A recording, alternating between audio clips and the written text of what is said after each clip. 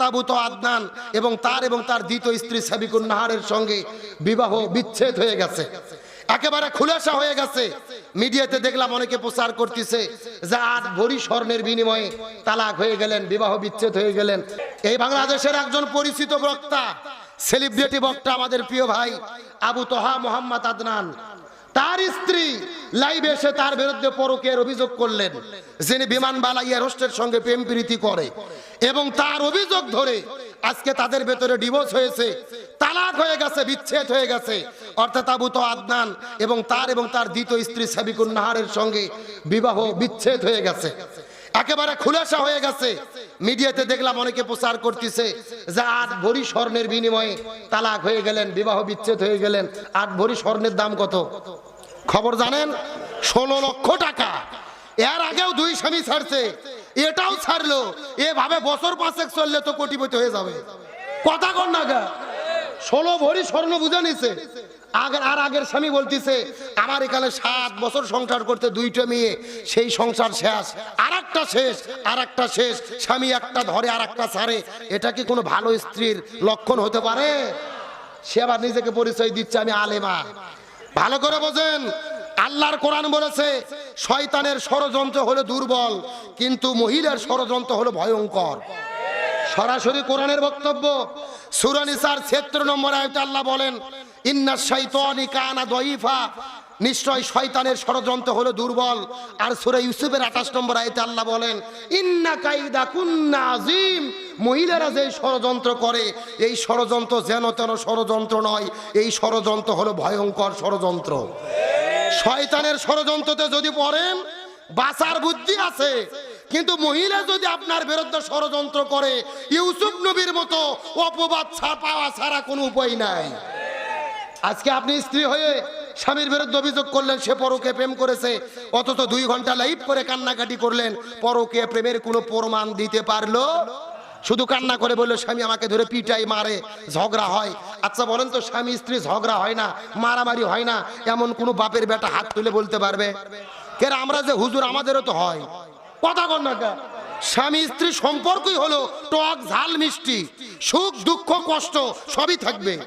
আরে ভাই, আমরা তো দূরের কথা, আমাদের নবী মুহাম্মদ রাসূলুল্লাহ সাল্লাল্লাহু আলাইহি ওয়াসাল্লাম, তার সাথে তার স্ত্রী আম্মা জান মায়েশা সিদ্দিকার, তারও মনোমালিন্য হতো, হযরত ওমর ফারুক যে মীমাংসা করে দিত। সুবহানাল্লাহ বলেন।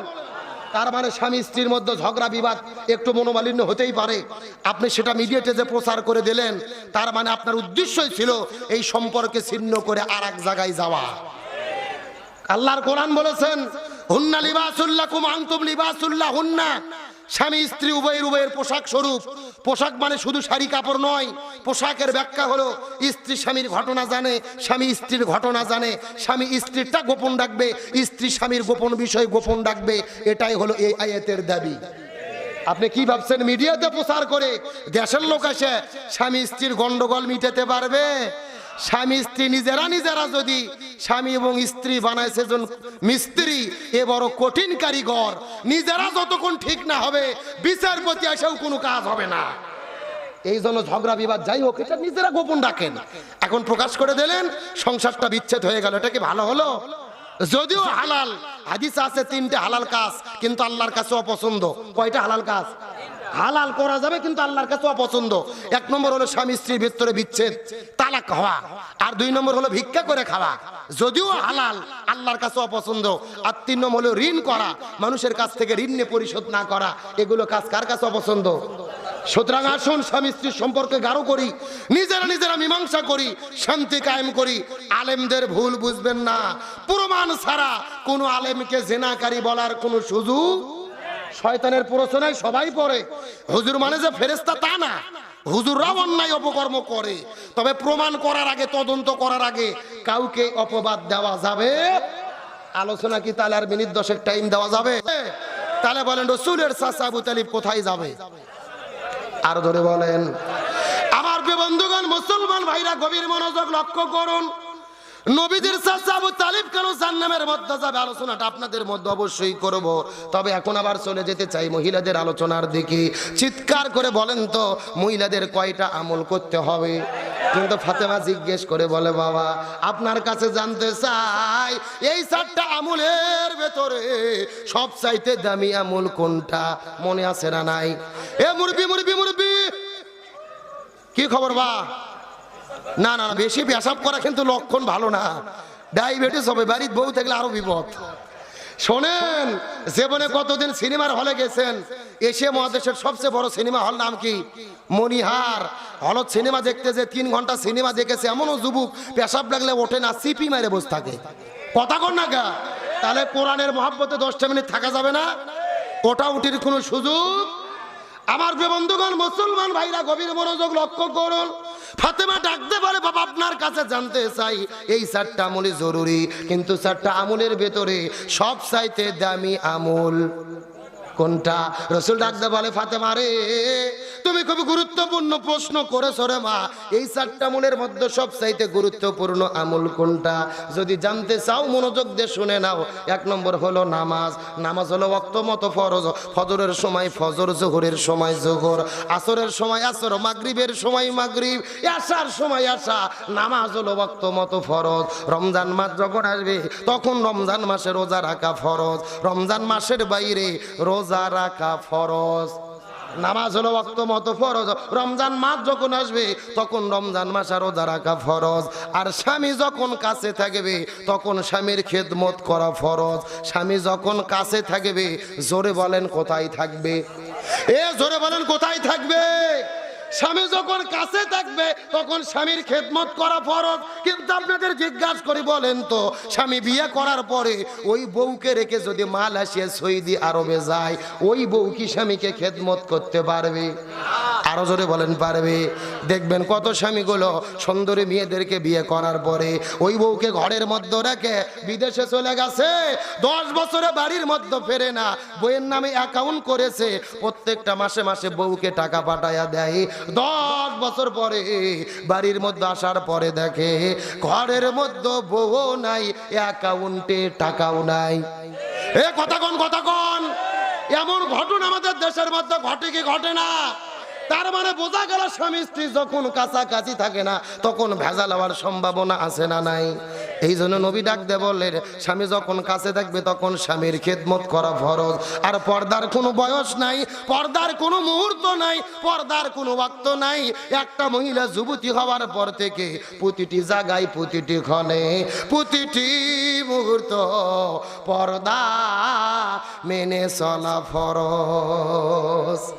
ফাতেমা ডাকতে বলে, বাবা আমি বুঝতে পেরেছি মহিলাদের জন্য 4টা আমলই জরুরি, কিন্তু 4টা আমলের ভেতরে সবচাইতে দামি আমলের নাম হলো পর্দা।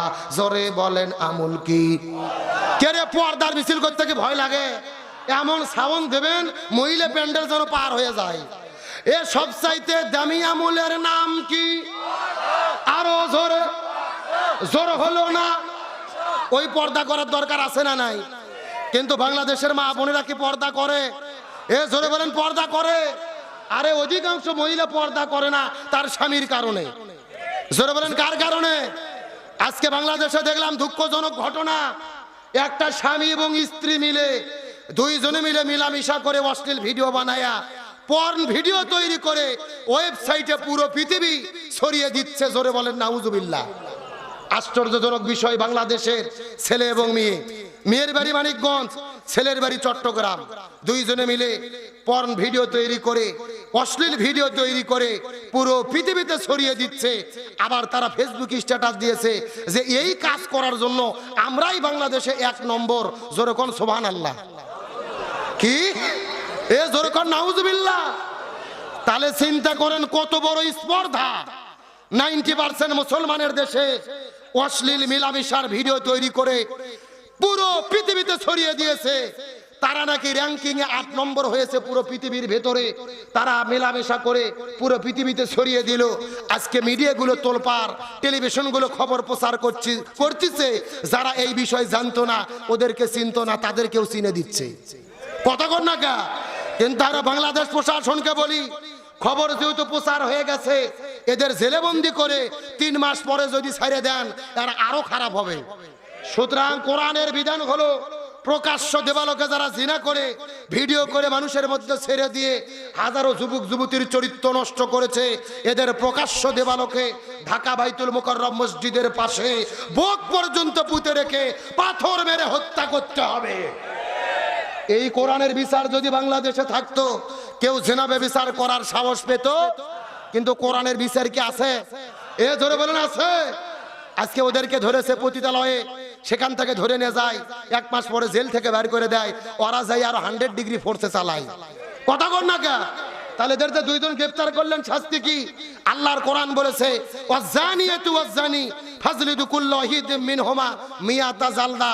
যদি কেউ জিনা ব্যভিচার করে, অশ্লীলতা ছড়িয়ে দেয়, এদেরকে বুকপন্ত পুঁতে রেখে পাথর মেরে হত্যা করতে হবে। কার কথা? আল্লাহর কোরআন বলেছে। কোরআনের বিচার যেখানে থাকে না, শান্তি থাকে না। ওয়াসারিকু ওয়াসারিকাতু ফাকতাউ আইদিয়াহুমা, কেউ যদি চুরি করে, ছেলে হোক অথবা মেয়ে হোক, তাদের হাত কাটতে হবে। হুকুম কার? আজকে বাংলাদেশের 2 চোরকে ধরে, এই যশোর জেলার 1 চোরকে ধরে যদি যশোর শহরে চাষারাতে প্রকাশ্য দেবালোকে হাত কাটা হতো, আর সব টেলিভিশনে যদি প্রচার করা হতো, 1 চোরের হাত কাটলে বাকি চোরেরা এমনি তওবা করে ফেরেশতা হতে বাধ্য হতো। কথা কন না কেন?